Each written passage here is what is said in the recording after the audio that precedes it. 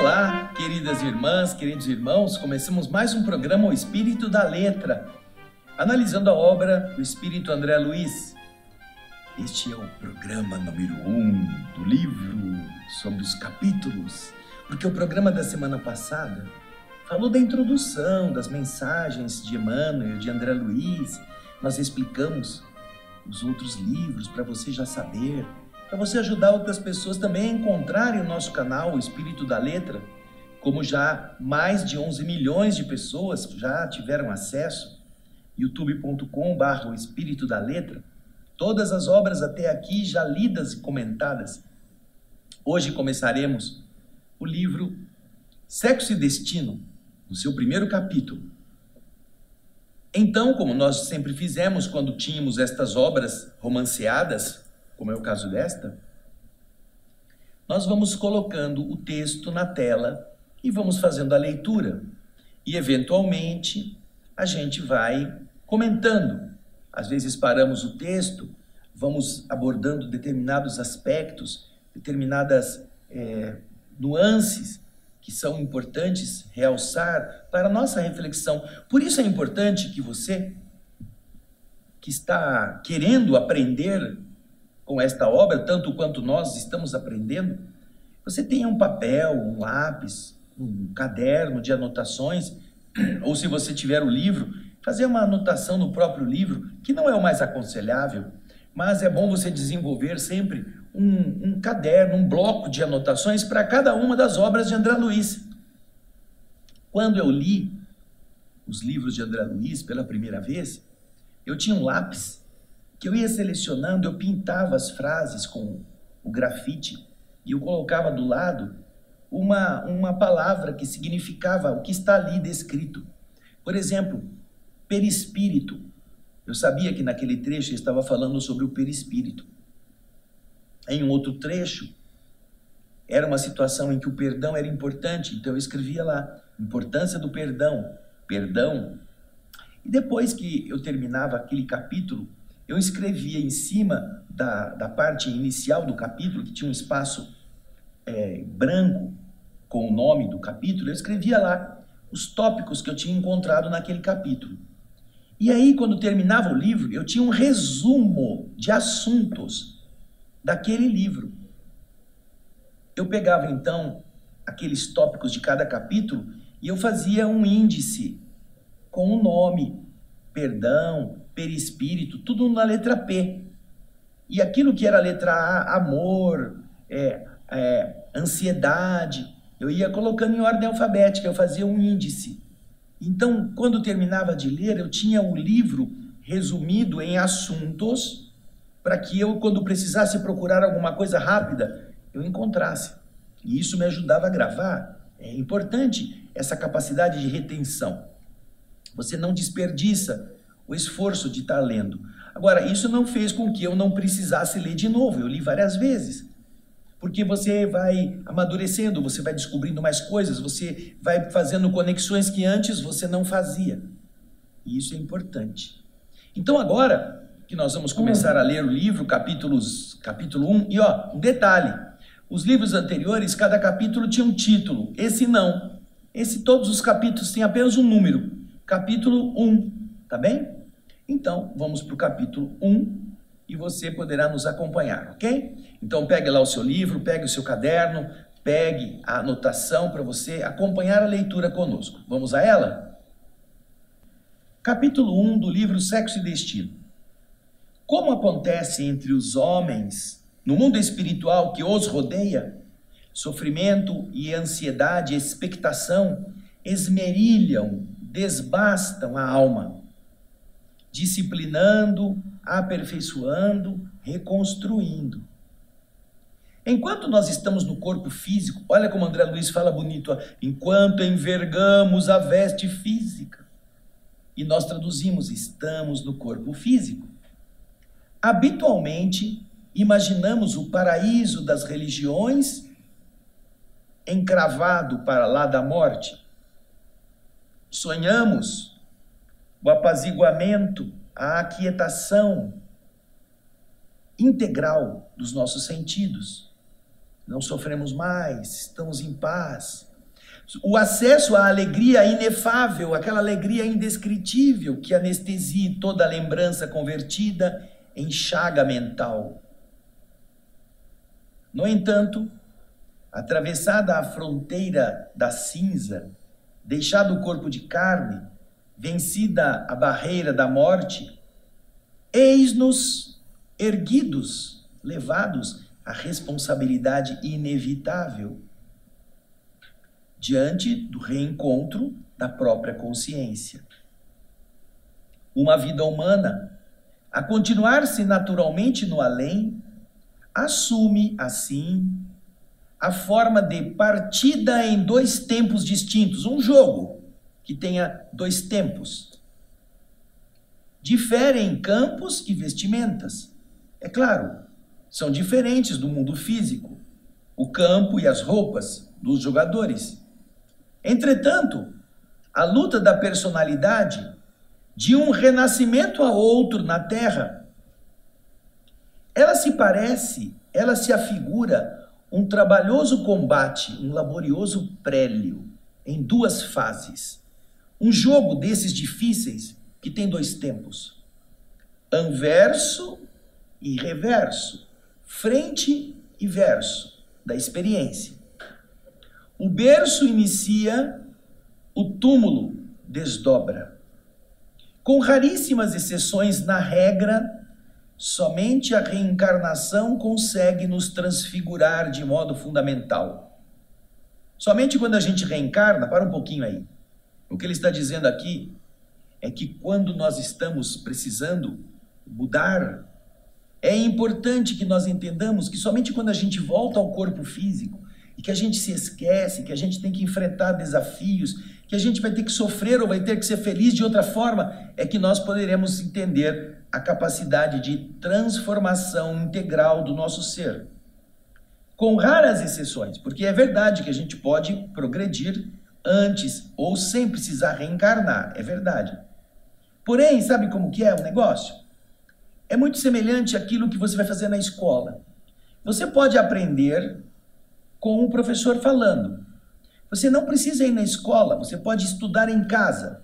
Você pode pegar o livro que o professor deu e ler, e estudar, e ficar lá matutando. Porém, para você saber se você aprendeu mesmo, você precisa passar pelo teste. E qual é o teste? É o exame.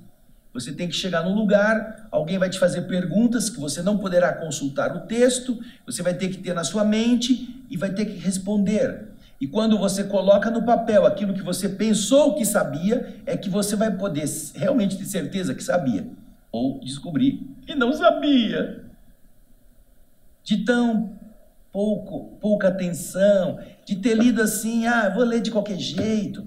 Na hora que você tem que ser testado, você falha.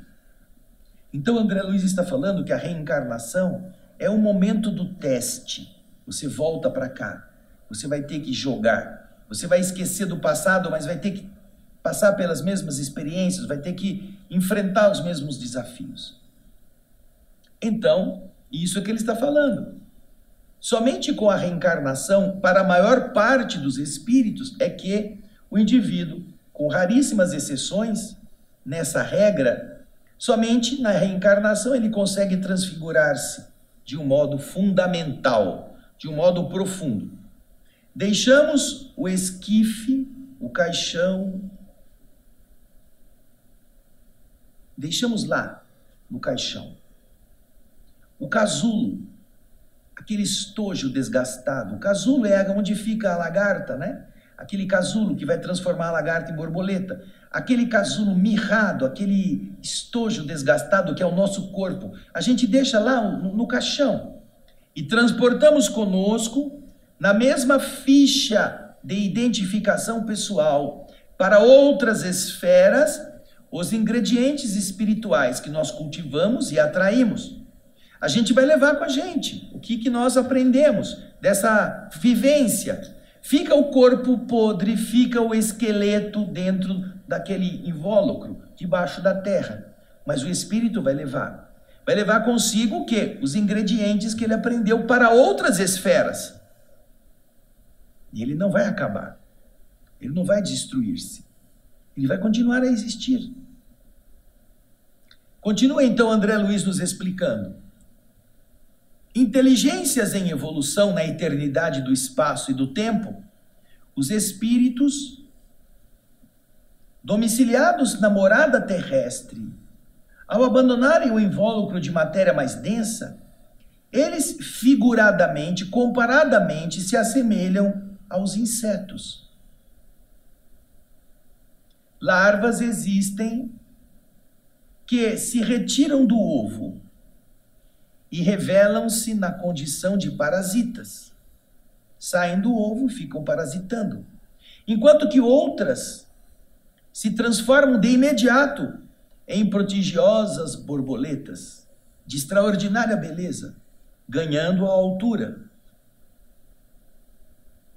Então, agora comparando com a alma, ele diz que encontramos criaturas que se afastam do estojo carnal, do corpo físico, entrando em largos processos obsessivos, nos quais se movimentam à custa das forças dos outros, das forças alheias.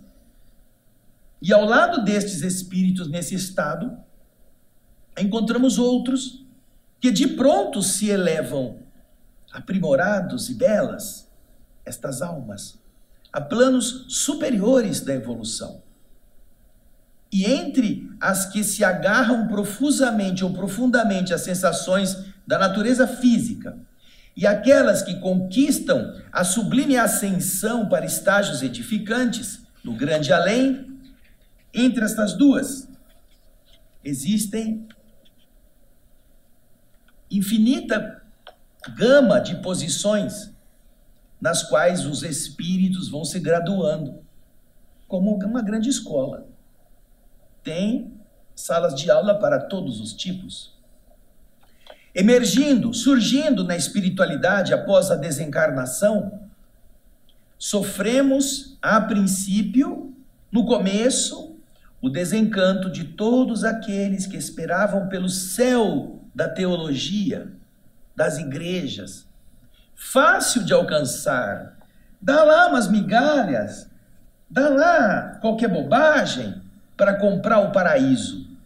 Ah, a gente sai do corpo esperando chegar lá com o tapete vermelho, a banda tocando, os anjos nos abanando com as suas asas douradas. Parece uma coisa assim, ai, graças a Deus que eu deixei umas cestas básicas dadas lá na terra para rezarem por mim. Quanta gente perdida nessa ilusão, não é mesmo? André Luiz continua, veja só. A verdade aparece por alavanca renovadora nessa consciência iludida. Padecendo ainda espessa amnésia, espesso esquecimento relativamente ao passado remoto, que descansa, que está lá nos porões da memória de cada um, somos então defrontados por velhos preconceitos que se chocam em nosso íntimo, tombando despedaçados. Preconceitos, ideias feitas, ideias fixas, manias.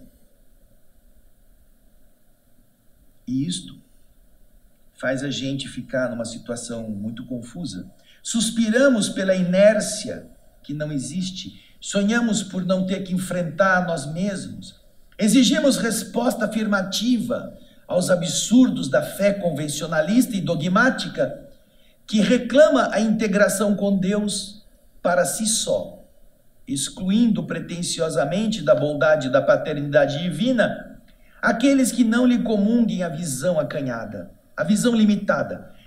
Só os que vêm na minha igreja que serão salvos, e eu estava salvo, garantido, achando que Deus é capaz de separar os filhos pela legenda, pelo símbolo, pelo título que essas religiões colocam em seus seguidores. Chegamos do outro lado, então, percebendo que não é desta forma. E às vezes isso nos choca porque achamos que merecíamos mais do que realmente merecemos, só porque frequentamos algumas vezes os rituais, as cerimônias. Aí, continua o texto nos explicando. Desses conflitos, de semelhantes conflitos, por vezes terríveis e extenuantes, no mais profundo da nossa mente, nos recessos da nossa mente, muitos de nós saímos abatidos ou revoltados para uma extensa jornada no vampirismo ou no desespero.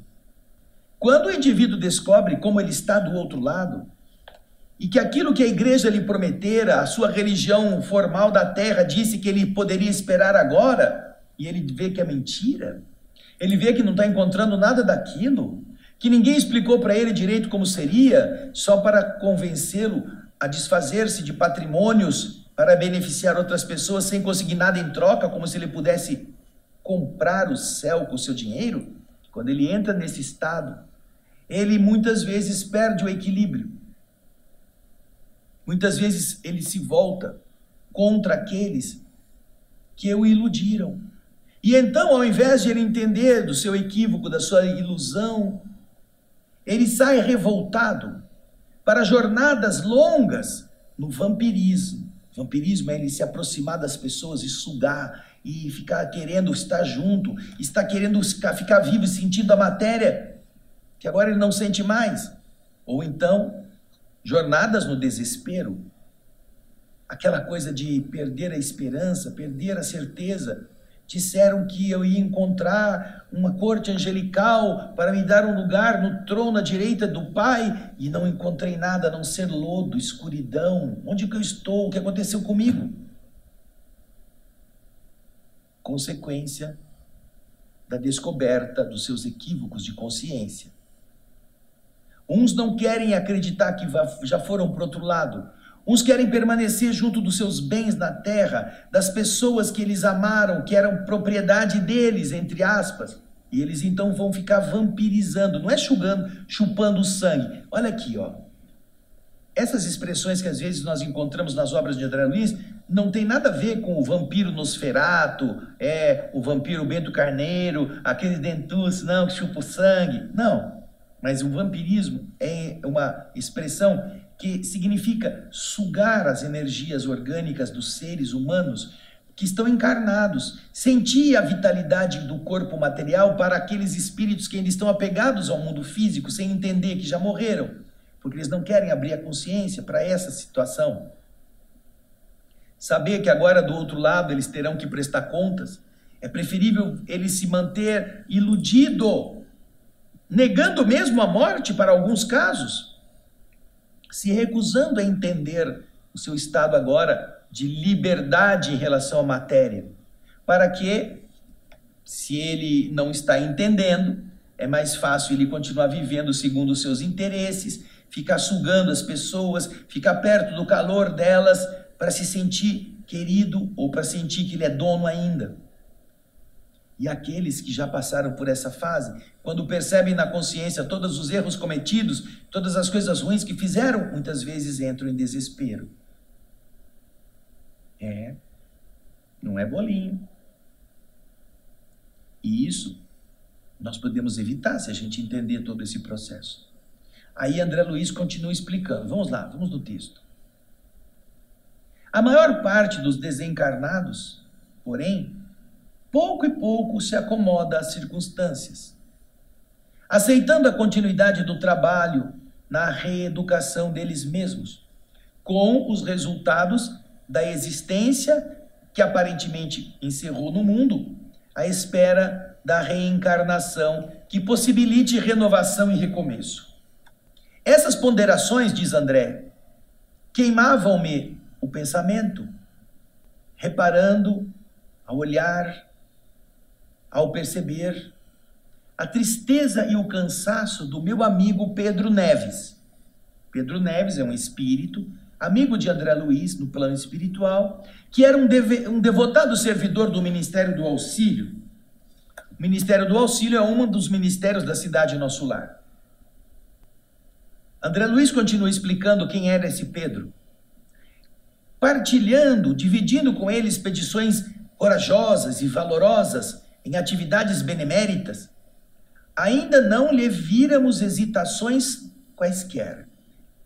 Indo com ele, ele sabia como agir, ele sabia como tratar, ele sabia o que fazer. Veterano de empreendimentos socorristas, Jamais ele demonstrara desânimo ou fraqueza, por mais difíceis, opressivos, pesados se lhe evidenciassem o peso de compromissos e obrigações. Ele havia sido advogado na sua última existência. Então, por isso, ele se caracterizava por uma extrema lucidez. Ao examinar os problemas que as eventualidades do caminho apresentassem, ele era muito lúcido, sempre corajoso, devotado e humilde. Agora, olhando para ele, porém, ele demonstrava sensíveis alterações de comportamento. Eu havia sabido que ele estava com rápidos encargos na esfera física. Encargos esses que eram para atender de modo mais direto a necessidades de ordem da família pessoal dele, cuja extensão e natureza eu não conhecia, eu não pude perceber, diz André. Desde que ele então foi levado a atender os problemas da sua família terrena, Pedro Neves se mostrava arredio e desencantado, copiando o comportamento dos companheiros recém-chegados da terra, frustrados, chateados, envergonhados. Observava-se que ele se isolava em profunda reflexão. Ele fugia à conversação mais amiga, que ficava quieto. Ele se queixava disso, se queixava daquilo, como uma pessoa mal-humorada.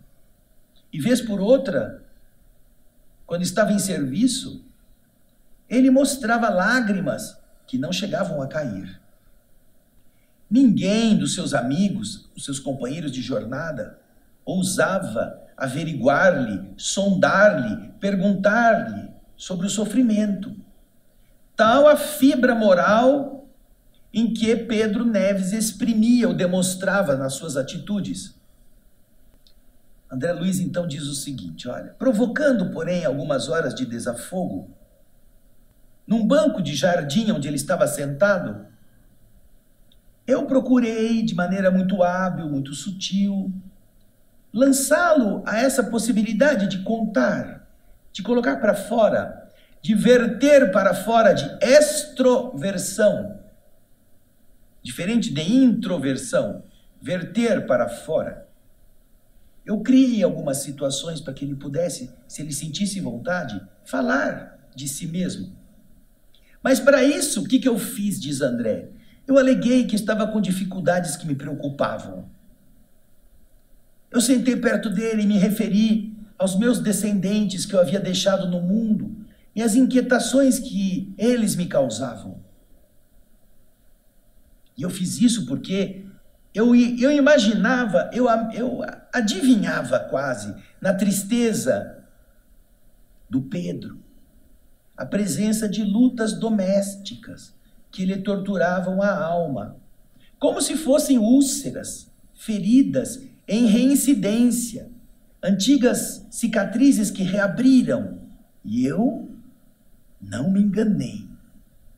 Esse é o André fofoqueiro. Esse é o André Luiz. Tá chegando, querendo chegar lá, comendo pelas beiradas. É o amigo dele, ele tem carinho, ele quer que o amigo se sinta seguro para pôr para fora um pouco. Então ele chega no amigo e fala assim, ai, preciso de você, me ajude, por favor. Eu estou tão agoniado lá na minha terra, meus familiares estão me fazendo perder os cabelos do perispírito. É uma expressão que eu estou inventando, tá? Aí o Pedro Neves começa a sair dele e começa a ouvir, e aí, devagarzinho, o Pedro vai falando, mas não é só você não, comigo também está acontecendo as coisas. O André, sabe? Amorosamente fofoqueiro, querendo saber do que está acontecendo, sem perguntar direto, escuta, conta pra mim, por que você está com essa cara? Aí o cara fala, não é nada. Não, eu não estou com cara nenhuma, tá tudo bem, muito bom. Mas de verdade, chega de mansinho. É uma técnica boa de aprendermos a abordar as pessoas que às vezes estão com pudor de contar certas coisas, para ela se sentir um pouco confiável, um pouco mais tranquila, serena para poder desabafar. E então, vamos voltar ao texto. Olha lá. O amigo absorveu a isca afetiva, mordeu o anzol e desenovelou os sentimentos. Tirou daquele novelo todo enroscado, começou a puxar a linha. A princípio, falou vagamente das apreensões que lhe assomavam ao espírito agoniado. Aspirava a esquecer, afastar-se, isolar-se. Ele sentia isso. Eu desejava ir para trás.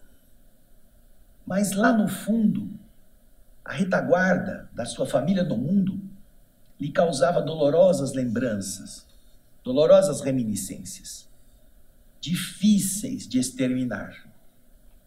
E aí então, André Luiz pergunta para ele, procurando localizar o carnegão, o carnicão, o ponto central, onde está a infecção mais profunda. André Luiz fala assim, é a esposa que está te afligindo assim tanto? E André Luiz, com isso, está buscando identificar onde que é o ponto central da mágoa que lhe abria as comportas do choro silencioso. Pedro olhou-me com a postura dolorida de um cachorro batido, de um cachorro perdido, abandonado, e respondeu, André, há momentos nos quais será preciso contar nossa história, biografar-nos, ainda que de forma superficial, para remexer, para vascolejar o passado e dele extrair a verdade, somente a verdade. Aí ele pensou um pouco, como se estivesse sufocado por alguns instantes, e prosseguiu desabafando. Não sou homem que me deixe governar por sentimentalismos, você sabe. Embora eu aprecie as emoções pelo seu justo valor. Eu não sou um homem que se deixa impressionar, que faz drama, que se rasga a roupa. Eu analiso, sem sentimentalismos. E reconheço as emoções como fonte importante de valor. Além disso, a experiência desde muito me ensinou a raciocinar. Afinal, ele era advogado na terra. Há 40 anos moro aqui. Faz 40 anos que ele morreu, hein? Imagina só. E há quase 40 anos, a esposa forçou-me a absoluto desinteresse do coração. Ele tinha casado, ele morreu, foi para o plano espiritual, e desde então, a sua esposa fez com que ele se sentisse afastado daquilo que era o afeto. Eu a deixei quando a mocidade das energias físicas lhe fervia no sangue. Ele morreu novo, ela era jovem. E Enedina, compreensivelmente, não pôde sustentar-se à distância das exigências femininas. Enedina tinha suas necessidades sexuais, afetivas, queria um companheiro, ele não estava mais, então ao invés de ela ficar esperando um dia para reencontrar-se com ele, ela procurou um outro. E ele continua explicando no texto que a Enedina havia se casado com outro homem, num segundo casamento, entregando a este homem seus 3 filhos como enteados, os 3 filhos do primeiro casamento. Esse novo marido, entretanto, afastou-a completamente da convivência espiritual dela com o marido falecido. Ele criou ambientes que não permitiam mais que Enedina se sentisse amparada pelo seu primeiro esposo, o próprio Pedro. Esse homem, esse segundo marido, homem ambicioso, tomou conta dos cabedais, dominou as riquezas que ele, Pedro, tinha juntado, conseguindo, com isso, multiplicar essas riquezas imensamente, por causa da sua astúcia, em ousadas empresas comerciais. E agiu com tanta leviandade, foi tão assim, cobra, mesquinho, astuto, que a esposa a Enedina, antes simples, humilde, se apaixonou pelas comodidades exageradas, gastando o tempo terrestre em esbanjamentos, prodigalidades e tafulices, que são esbanjamentos e luxos exagerados, até que ela se arrojou às exageradas viciações nos desvarios do sexo. Inclusive nisto. Observando o marido em aventuras galantes, de forma permanente, agora que ele era um cavalheiro rico e desocupado, andando com outras mulheres, vivendo aventuras sexuais fora do casamento, ela quis desforrar-se, ela quis vingar-se, estabelecendo para si mesma o desordenado culto ao prazer. Ela também tinha dinheiro, mal sabendo que apenas se desencaminhava, se transviava em lamentáveis desequilíbrios. E então agora ele vai falar dos filhos. E meus 2 filhos, Jorge e Ernesto, ludibriados, enganados, iludidos pelo fascínio do ouro com que o padrasto lhes comprava a submissão, a cumplicidade, a subserviência, eles os 2 enlouqueceram no mesmo delírio do dinheiro fácil e se animalizaram a tal ponto que nem de leve guardam qualquer traço da minha memória, apesar de serem atualmente negociantes abastados, os filhos também, em idade madura. Aí André está ouvindo a história e ele pergunta, e a sua mulher ainda está no mundo físico? Disse André, cortando a pausa longa, para que a explicação não morresse.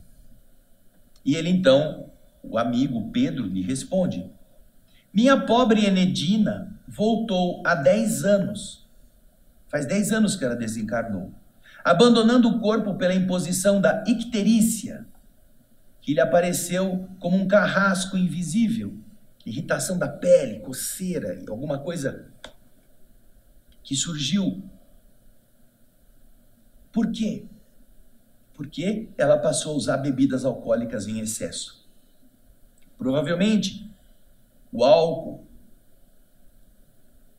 machucando, ferindo, inflamando o fígado, produziu aquilo que é o despejo da bile na corrente sanguínea, que causa essa icterícia, essa coisa amarelada. As bebidas alcoólicas vão fazendo isso. Ela então, olhando, diz o Pedro, olhando-a inchada, edemaciada, vencida, ensaiei alarmado todos os processos de socorro que eu tinha à minha disposição. Me causava medo a perspectiva de ver Enedina escravizada às forças humilhantes, aviltantes, às quais ela havia se ligado sem perceber. Eu tinha o anseio de retê-la no corpo de carne, como quem resguarda uma criança inconsciente em disfarçado refúgio. Escondê-la, porque se ela saísse do corpo pela morte, as entidades com quem ela tinha se associado iriam escravizá-la, iriam abusar dela como sócia. Aí ele tentou ajudar ao máximo para mantê-la no corpo, como se ele estivesse escondendo ela das perseguições das entidades. Aí ele continua dizendo, entretanto, ai de mim, colhida por entidades infelizes, às quais ela se associou, ela se consorciou de forma leviana, em vão eu procurei estender-lhe algum consolo, porquanto ela mesma, depois de desencarnada, ela se compraz, ela gosta, ela se satisfaz na viciação, tentando a fuga impossível dela mesma. E aí, eu não tenho outra coisa a fazer senão esperar. Esperar. E esperar que ela desperte.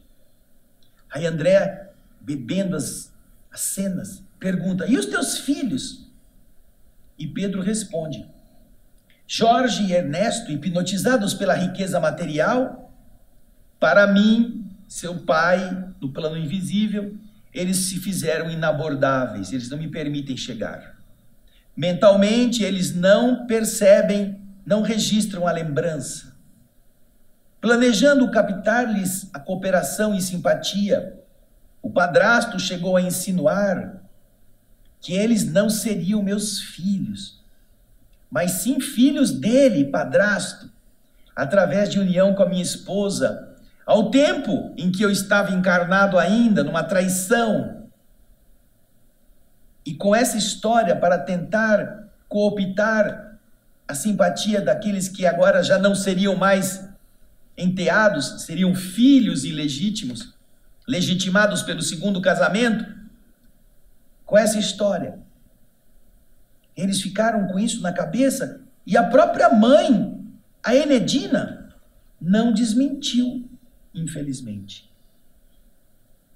Ela ficou como aquela que manteve relacionamento sexual adulterino e engravidou dos dois sem que o marido soubesse. Imagina só, imagina como esse indivíduo estava lutando para mexer com a emoção dos dois filhos do Pedro. Para fazer, não, vocês não são meus enteados, vocês são meus filhos, eu andei com a sua mãe, ela engravidou de mim, seu pai não sabia. Pedro, então, continuando no texto, esboçou um sorriso amarelo e considerou. Imagine, André, na carne o medo é comum diante dos desencarnados. E em meu caso, fui eu quem se afastou do ambiente doméstico sob as sensações de incontrolável horror. Eu estava com medo dos encarnados agora. Eles eram os fantasmas que me assustavam. Ainda assim, diz o texto, a bondade de Deus não me lançou à solidão. Em se tratando da ternura da família, tenho uma filha, de quem jamais me separei pelos laços do espírito. Beatriz, que eu deixei na flor da meninice, suportou pacientemente as afrontas e conservou-se fiel ao meu nome. Somos assim duas almas na mesma faixa de entendimento. Pedro enxugou os olhos e acrescentou dizendo, agora, com quase meio século de existência entre os homens, presa, embora ao carinho que consagra ao esposo e ao filho único, minha filha, Beatriz, se prepara para voltar. Se prepara para o regresso. Minha filha vem atravessando os últimos dias terrenos com o corpo torturado pelo câncer. E André, ouvindo a história agora da única filha que mantinha ainda a ligação com o pai, pergunta, mas você se atormenta por isso, Pedro?